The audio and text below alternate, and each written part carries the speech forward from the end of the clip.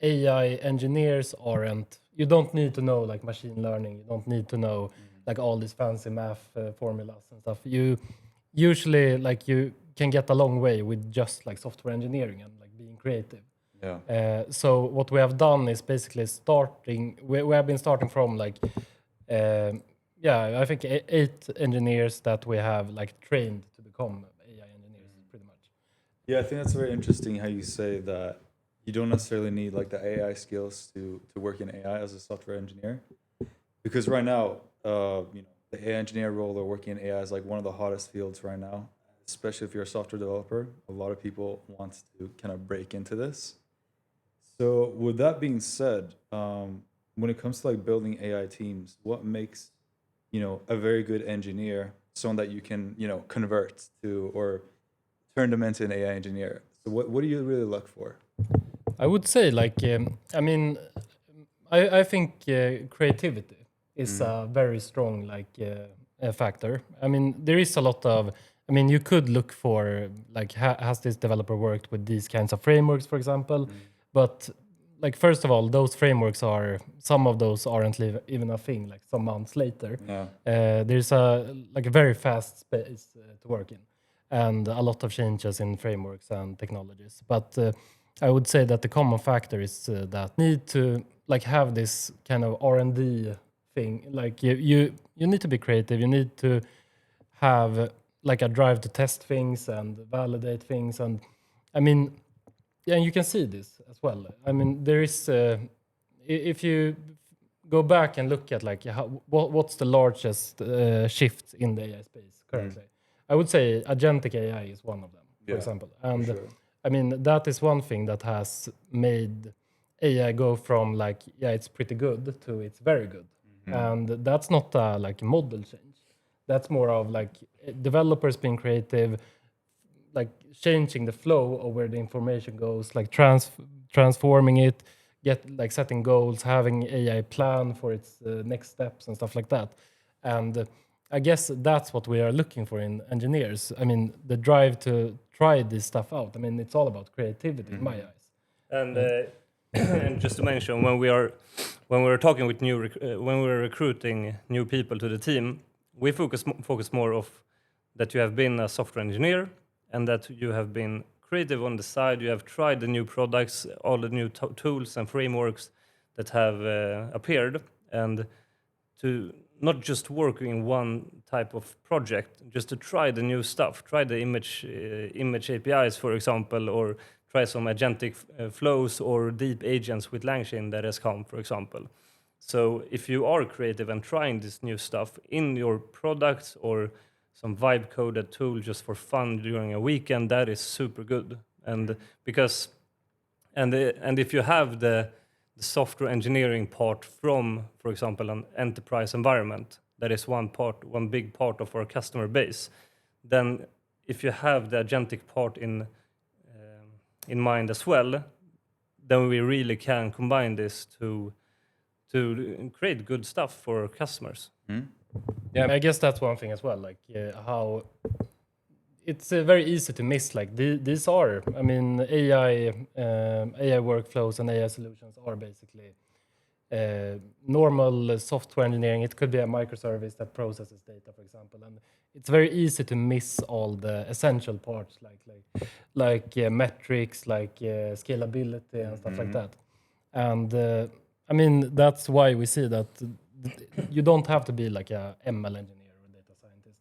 You need to know all of this, like have worked within maybe some enterprise environment, for example, and applied these kinds of scalability techniques or metrics, like visualization of data and stuff like that, but for the old school way of doing it, or how you want to call it, but for this new AI wave as well. Right.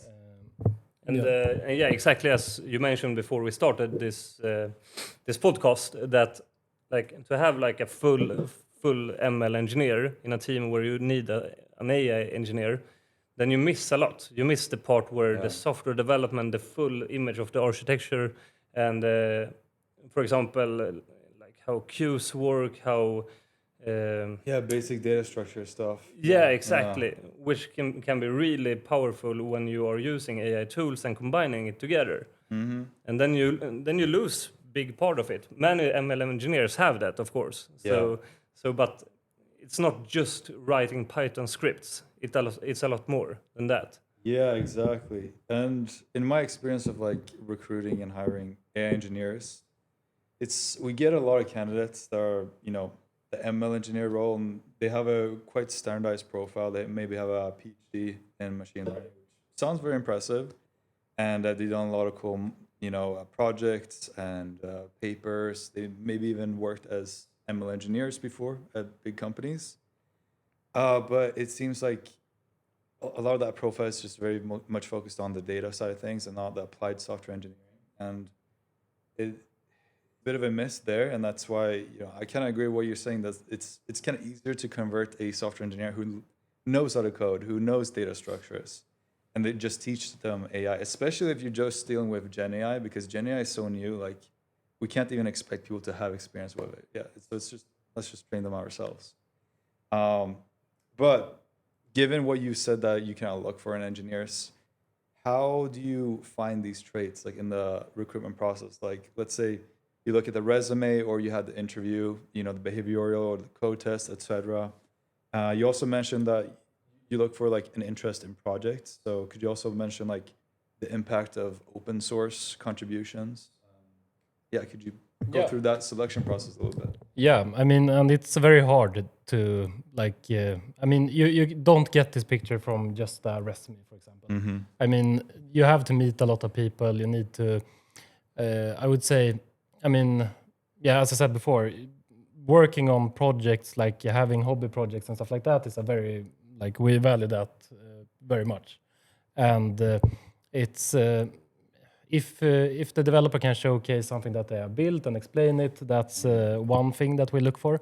Otherwise, could you give because a lot of people do hobby projects that are like kind of copy pasted or lovables. So it's easy to just fill your resume with projects. But is there like a certain portfolio project that a certain type that really makes you stand out and be like, wow, this is a cool candidate? Yeah, I mean, and it has become a lot harder now when you can generate a lot of code. I mean, there is, I mean, before all this generating code using AI, it was much simpler to say I mean, even if you had copy pasted code and made it to something yourself, that's still an impressive thing to do.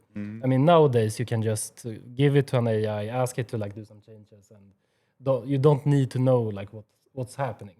But I would say, so it's much harder than it was before. But I would say we have seen some candidates that has worked with, for example, let's say a new chunking strategy for RAG setups, for example. And I know that, I mean, AI are very good at building stuff that already exists.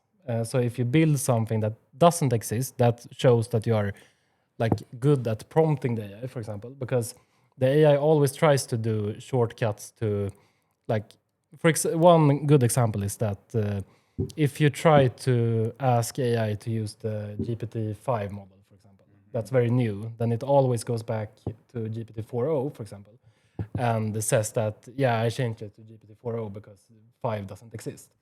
And it's same with, say, the whole, when you work on AI systems, I mean, there isn't a lot of training data, code-wise, for AI workflows and stuff.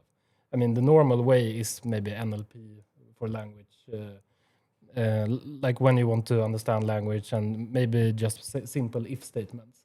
And you see that a lot when working with hobby projects, that there is parts of the code that uses old school techniques, for example. And that's something that we look for. I mean, if someone has written, for example, a new way of chunking, for a RAG setup, I mean, that's something that we value because it's something new. I mean, we don't value maybe just a normal app, for example. Like a clone. Exactly. If they have, I mean, there is, I mean, portfolios and showcasing what you have built is I mean, you can see that a lot. I mean, people that has a website with say 100 of projects that you can see straight up. That's it's a vibe. It loses value. It doesn't have any value anymore. Yeah, JavaScript calculator. Wow, so sick. Yeah, exactly. But yeah, for example, if you have a vibe-coded application, but you can explain everything what you have done, that's a pretty fun test as well. Because I can't explain my vibe-coded application that I do on the weekends neither. So, but if you have worked on something and want to explain that you have done this and this is like a real deal, and you can explain what this is, what it is, why it does like that, then we really can value you for that. So, and for example, the other part, just to mention that the technology is not the most important part when we're recruiting people. It's the mindset of the people, because it's harder to change the mindset. It's a lot easier to increase the competence within an area. So if you have the correct mindset to learn, to improve yourself all the time, and be willing to improve yourself and adapt, then you're a really good candidate. Going on what you said, Oliver, about being able to explain your vibe-coded apps, I also think, in my experience from when I was looking for a job, and also now that I'm screening people for AI engineer roles, is I think it's very important to have projects where they could be vibe-coded, and like honestly, in my opinion, you don't really exactly need to know the ins and outs of all the code that was written. But if they have like some real business value, I think that's super cool. Like even if it doesn't generate any money, but like if you can concisely explain, like here's a problem, here's a solution. Like maybe I'm not the person to solve it, but here's like how you can solve it with technology. I think that's super cool, and that's something I've used a lot when I was looking for a job. Because right now people are just kind of spraying and praying and like doing clones of everything. But I think we see a shift now in the software engineer role where it's like, because the coding is doing so much heavy lifting, that like people need to be more product minded. You need to understand business more and like really understand like how can I make or save money. You know, it's not so much like how can I write the cleanest architecture possible. Like nobody really cares anymore. But at least in my world. Yeah. I mean, like developers are in some ways becoming more of like project owners, or they are basically.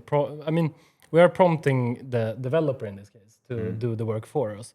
So I guess setting those like rules for the agent, how it's going to like output code, what we want outputted, and like doing all of that work is much more important now than it was before. Right.